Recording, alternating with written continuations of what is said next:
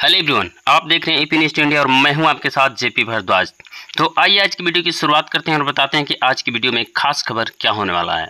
Day यानी राष्ट्रीय पोषण दिवस के रूप में मनाते हैं और विश्व पत्र लेखन दिवस भी मनाते हैं आज। चलिए आगे बढ़ते हैं अपन खबरों में। देखिए पहली अच्छी खबर महंगाई पर आ रही है कि महीने के पहले ही दिन कॉमर्शियल गैस सिलेंडर की कीमतों में अच्छी खासी कटौती हुई है। हर महीने की पहली तारीख को आपको पता होगा ऑयल मार्केटिंग कंपनियों की तरफ से गैस सिलेंडर के दाम में या तो कटौती की जाती है या रिवाइज किए जाते हैं, राइट। तो इस बार भी 51 रुपए तक LPG गैस सिलेंडर की कीमतों में कटौती की गई है। हालांकि ये कटौती सिर्फ 19 किलोग्राम वाले कॉमर्शियल गैस सिलेंडर की कीमतों में हुई है। तो इस बदलाव के बाद अब दिल्ली में जो कॉमर्शियल गैस सिलेंडर है वो 1580 रुपए में मिलेगा, जबकि अभी तक दिल्ली में कॉमर्शियल सिलेंडर की कीमत 1631 रुपए थी। ये नई कीमतें आज 1 सितंबर से लागू हो चुकी हैं। हालांकि मैंने आपको बताया ना, ये सिर्फ 19 किलो वाले कॉमर्शियल सिलेंडर में कटौती हुई है, जिस सिलेंडर का इस्तेमाल होटल रेस्टोरेंट वगैरह में किया जाता है। जो हमारे घरों में खाना बनाने का जो होता है 14 किलो 200 ग्राम वाला, उस घरेलू गैस सिलेंडर की कीमतों में सरकार ने इस बार भी कोई बदलाव नहीं किया है और पिछले महीने में भी इसमें कोई बदलाव नहीं किया था। कुछ महीने हो गए, तो सरकार को जरूर आम आदमी को महंगाई से राहत देने के लिए घरेलू गैस सिलेंडर में भी कटौती करनी चाहिए, राइट। आपका क्या ख्याल है इस पर कमेंट करके बताइएगा जरूर। और बाकी दोस्तों, इस महीने सितंबर में 15 दिन बैंक भी बंद रहेंगे, मतलब बैंकों की छुट्टियां रहेगी अलग अलग राज्यों में, क्योंकि 4 तो रविवार होंगे, संडे की छुट्टियां रहेगी और 2 शनिवार भी हो गए, सेकंड फोर्थ सैटरडे, तो 6 छुट्टियां तो यही हो गई। इसके अलावा भी अलग अलग जगहों पर 9 दिन बैंकों में कामकाज नहीं होगा, यानी कुल मिलाकर 15 दिन बैंक हॉलीडे रहने वाला है। किस किस तारीख को किस वजह से और कहां किन राज्यों में किन जिलों में बैंकों की छुट्टियां रहेगी, ये RBI द्वारा जारी बैंक हॉलीडे लिस्ट का पूरा कैलेंडर भी आप देख सकते हैं स्क्रीन पर। और बाकी आज 1 सितंबर 2025 से पूरे देश में 10 नए नियम, बड़े बदलाव भी लागू होने जा रहे हैं। तो इसके बारे में डिटेल जानकारी अभी एक दिन पहले मैंने आपको DLS न्यूज़ चैनल पर अभी चाइना के दौरे पर पहुंचे हुए हैं, यहाँ SCO समिट में शामिल हुए और PM मोदी ने चाइनीज राष्ट्रपति शी जिनपिंग को भी भारत आने का न्योता दिया और आतंकवाद से लड़ने में भी चीन का साथ मांगा। आखिरकार कई सालों बाद एक मंच पर दिखे PM मोदी और पाकिस्तानी PM भी, और उनके साथ चाइनीज राष्ट्रपति भी नजर आए। PM मोदी ने चीनी डेलीगेशन के साथ मीटिंग भी की। इस दरमियान भारतीय प्रतिनिधिमंडल के साथ मुलाकात भी की। ये तस्वीरें आप देख सकते हैं। इस मुलाकात में मोदी और शी जिनपिंग ने हाथ मिलाया और भी PM मोदी इस दरमियान दुनिया के कई बड़े दिग्गज नेताओं से मुलाकात की। ये तस्वीरें आप देख सकते हैं। चाइना पहुंचे PM मोदी ने चाइनीज राष्ट्रपति शी जिनपिंग की पसंदीदा रेड फ्लैग कार में विजिट किया। 1958 में कम्युनिस्ट पार्टी के टॉप लीडर्स के लिए बनी थी। अब चीनी राष्ट्रपति की ऑफिशियल कार है ये। और PM मोदी के इस चाइना दौरे पर देखिए दुनिया भर की ग्लोबल वर्ल्ड मीडिया का क्या रिएक्शन रहा। CNN ने लिखा कि मोदी को रेड कारपेट पर वेलकम मिला चाइना में, तो वहीं NYT यानी न्यूयॉर्क टाइम्स ने भी कहा कि ट्रंप से नाराज जिनपिंग अब ताकत दिखा रहे हैं। PM मोदी की चीन यात्रा पर भारतीय विदेश मंत्रालय ने भी प्रेस वार्ता की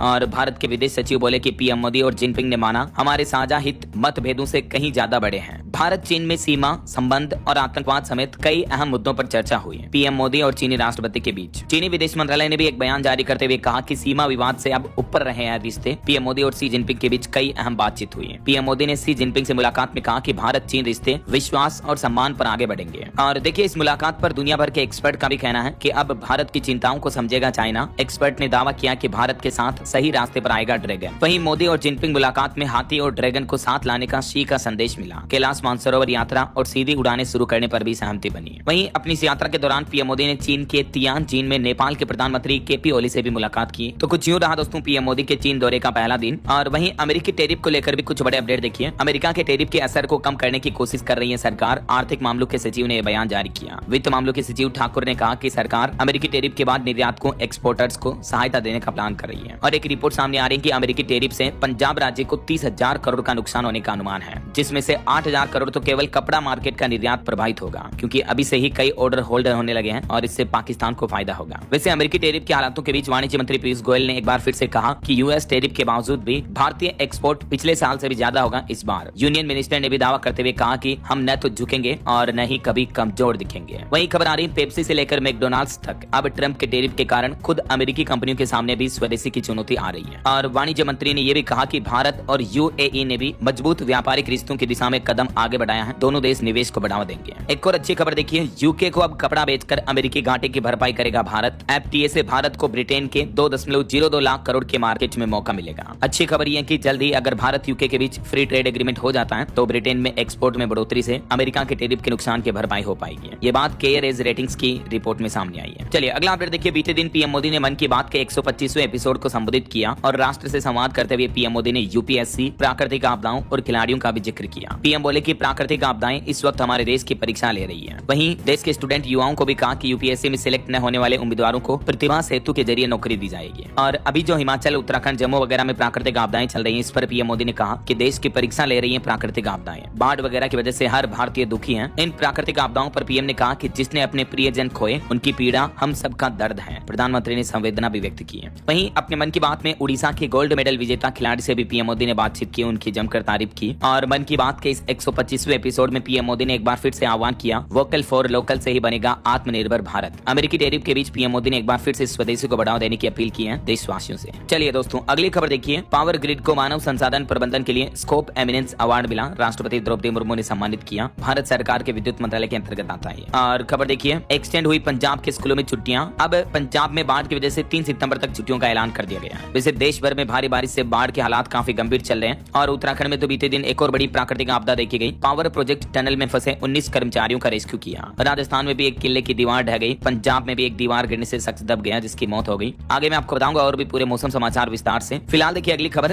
दिल्ली में पुलिस और बदमाशों के बीच मुठभेड़ हुई। नंदू गैंग के 2 शार्प शूटर गिरफ्तार किए गए। वहीं एलओसी पर आतंकी नेटवर्क को भी बड़ा झटका लगा। सेना ने कुख्यात समंदर चाचा समेत 2 आतंकियों को ढेर किया। चलिए खबर आ रही दोस्तों, आज 1 सितंबर को दिल्ली में होगा एमएसएमई को सशक्त बनाने के लिए एक सम्मेलन। इसमें बीएसई, गूगल और सीडबी भी शामिल होंगे। नई दिल्ली में 1 सितंबर को एमएसएमई मंथन नाम से ये सशक्तिकरण सम्मेलन का आयोजन होने जा रहा है। एमएसएमई एम्पावरमेंट समिट के नाम से है और इसमें दुनिया की दिग्गज कंपनी गूगल भी शामिल होने जा रही है। हाल ही में गूगल और सीआईएमएसएमई और रेडिंगटन के बीच एक समझौता भी हुआ, देख सकते हैं आप डिटेल। चलिए अगला अपडेट आ रहा। भारत बना यूक्रेन का सबसे बड़ा डीजल सप्लायर। बीते जुलाई महीने में हर दिन 2700 टन डीजल बेचा और बताया जा रहा है कि रूसी तेल की वजह से ही अमेरिका ने भारत पर टैरिफ भी लगाया। यूक्रेन की ऑयल मार्केट एनालिटिक्स फर्म नाफ्टोरिनोक ने इस बात की जानकारी दी है कि भारत ने जुलाई में यूक्रेन को सबसे ज्यादा डीजल सप्लाई किया। चलिए अगला अपडेट देखिए। बिहार विधानसभा चुनाव को लेकर गृह मंत्री अमित शाह ने भाजपा नेताओं की बैठक बुलाई। वहीं बाढ़, बादल फटने और भूस्खलन की घटनाओं से हुए नुकसान का आकलन करने के लिए भी अंतर मंत्रालयी केंद्रीय टीम गठित की गई। केंद्र सरकार ने हिमाचल, उत्तराखंड, पंजाब, जम्मू कश्मीर में हुए नुकसान के आकलन के लिए ये टीम का गठन किया है। और खबर है, ताइवान पर भारत की स्थिति में कोई बदलाव नहीं है। भारतीय विदेश सचिव विक्रम मिश्री की तरफ से यह बयान दिया गया। आज सोमवार से राजस्थान विधानसभा का भी मानसून सत्र शुरू होने जा रहा और जम्मू कश्मीर में आज सोमवार को होने वाली 10वीं और 11वीं की परीक्षाएं भी स्थगित की गई। नई तारीखों की घोषणा जल्दी की जाएगी। भारी बारिश, बाढ़ की वजह से ये एग्जाम कैंसिल हुए हैं। दिवाली से पहले दिल्ली के व्यापारियों के लिए भी अच्छी खबर आई। 2009 से लंबित लगभग 1600 करोड़ रुपए का जीएसटी रिफंड जारी करेगी दिल्ली सरकार। दिल्ली की मुख्यमंत्री रेखा गुप्ता ने बीते दिन इस संबंध में बैठक भी बुलाई। वहीं दोस्तों, इस महीने सितंबर में भारत में सामान्य से ज्यादा ही बारिश होने का पूर्वानुमान है। आगे बताऊंगा आपको पूरे मौसम समाचार विस्तार से। और देखिए, पश्चिम बंगाल विधानसभा का भी विशेष सत्र आज सोमवार से शुरू होने जा रहा। देश की राष्ट्रपति द्रौपदी मुर्मू भी सोमवार से 3 दिवसीय कर्नाटक और तमिलनाडु राज्य का दौरा करेंगी। और केंद्रीय गृह मंत्री अमित शाह भी अभी गुजरात के गांधीनगर दौरे पर हैं। प्रधानमंत्री नरेंद्र मोदी और तजाकिस्तान के राष्ट्रपति इमोमाली रहमान ने भी मुलाकात की चीन दौरे के दौरान। पीएम मोदी ने एससीओ शिखर समिट के दौरान मालदीव के राष्ट्रपति मोइजू से भी बातचीत की है। ये देख सकते हैं तस्वीरें आप। वहीं एशिया कप हॉकी में भारत ने पूल ए मैच में जापान को 3-2 से हराया। केंद्रीय गृह मंत्री अमित शाह ने गुजरात के अहमदाबाद में सरदार बाग का भी उद्घाटन किया। और जम्मू कश्मीर में भी सभी सरकारी और प्राइवेट स्कूलों में आज 1 सितंबर को छुट्टियां घोषित की गई। भारी बारिश और भूस्खलन के चलते ये फैसला लिया है। जम्मू के मुख्यमंत्री उमर अब्दुल्ला ने रामबन में बाढ़ प्रभावित क्षेत्रों का भी निरीक्षण किया। चलिए अगली खबर देखिए। वोटर अधिकार यात्रा में शामिल होने के लिए बिहार पटना पहुंचे टीएमसी नेता यूसुफ पठान भी हैं। वैसे आज पटना में वोटर अधिकार यात्रा का समापन होने जा रहा और इसमें झारखंड के मुख्यमंत्री हेमंत सोरेन भी शामिल होंगे। आज पटना में ये राहुल गांधी की वोटर अधिकार यात्रा का समापन हो जाएगा। इस दरमियान बिहार के अररिया से भी पहुंचेंगे 500 कांग्रेस कार्यकर्ता। गांधी मैदान से लेकर अंबेडकर प्रतिमा तक पद यात्रा निकाली जाएगी। आज बिहार पटना में रैली की जगह पद यात्रा करेंगे राहुल गांधी। कार्यक्रम का भी नाम बदलकर अंबेडकर रखा गया। महागठबंधन नेताओं की भी भूमिका सीमित की गई। और वहीं देखिए दोस्तों, सदन में एक बार फिर से हंगामा हुआ। राहुल गांधी का नाम लिए बिना केंद्रीय मंत्री किरण रिजिजू बोले कि वे चर्चा नहीं करना चाहते हैं। ये सिर्फ पॉलिटिकल ड्रामा है, इससे विपक्ष का नुकसान ही होगा। हमारा बहुमत, हमें कोई समस्या नहीं है। और मध्य प्रदेश में भी देखिए, भाजपा ने राहुल गांधी का पुतला दहन किया। पीएम मोदी और उनकी मां के खिलाफ अभद्र टिप्पणी और उनको गालियां निकालने को लेकर भड़का विरोध। पीएम पर अपशब्द के मामले में बिहार पटना में भी बीजेपी ने कैंडल मार्च निकाला। दिलीप जायसवाल बोले कि जब तक राहुल और तेजस्वी माफी नहीं मांग लेते तब तक ये विरोध जारी रहेगा। मोदी को अपशब्द कहने के मामले पर भाजपा में आक्रोश बढ़ा। बिहार पटना समेत कई जगहों पर विरोध प्रदर्शन देखा गया। पटना में भी भाजपा ने आक्रोश रैली निकाली। विधानसभा अध्यक्ष बोले कि पीएम की माताश्री के प्रति अपशब्द भारतीय संस्कृति के खिलाफ है। हरियाणा के ऊर्जा मंत्री अनिल विज भी बोले कि पीएम मोदी की मां का अपमान देश नहीं सहेगा। राहुल और तेजस्वी की चुप्पी मतलब उनकी भी सहमति है इस मामले में। हरियाणा के अंबाला में भी इस मुद्दे को लेकर जुलूस निकाला गया। और राजनीति में ये एक और बयान देखिए। अभय चोटला बोले कि चुनाव आयोग पर हमें अब भरोसा नहीं रहा। उन्होंने कहा कि हरियाणा में भी होगा बड़ा बदलाव। कांग्रेस और बीजेपी मिले हुए हैं। हुड्डा ने भाजपा को जिताया। तो ये कुछ दोस्तों पॉलिटिकल बयानबाजी चल रही है। चलिए अगला अपडेट देखिए। 40 दिन बाद अब सक्रिय हुए देश के पूर्व उपराष्ट्रपति जगदीप धनखड़। अब उन्होंने पेंशन मांगी। राजस्थान के बैतौर पूर्व कांग्रेस एमएलए के रूप में उन्होंने आवेदन किया। अब उन्हें 3 पेंशन मिलेगी। चलिए अगला अपडेट देखिए। देखिए दोस्तों, भारत की बढ़ेगी समुद्री ताकत, 1 लाख करोड़ रुपए से भी ज्यादा के करेगा 2 बड़े पनडुब्बी सौदे हैं। जी हाँ, चीन की बढ़ती नौसैनिक ताकत के मद्देनजर अब भारत भी हिंद महासागर में अपनी समुद्री क्षमताओं में लगातार इजाफा यानी बढ़ोतरी कर रहा है। और रक्षा मंत्रालय की रिपोर्ट के मुताबिक अगले साल के मध्य तक 1 लाख करोड़ रुपए से भी ज्यादा के 2 बड़े पनडुब्बी के सौदों को अंतिम रूप दिया जा सकता है। आधिकारिक सूत्रों की तरफ से यह जानकारी दी गई।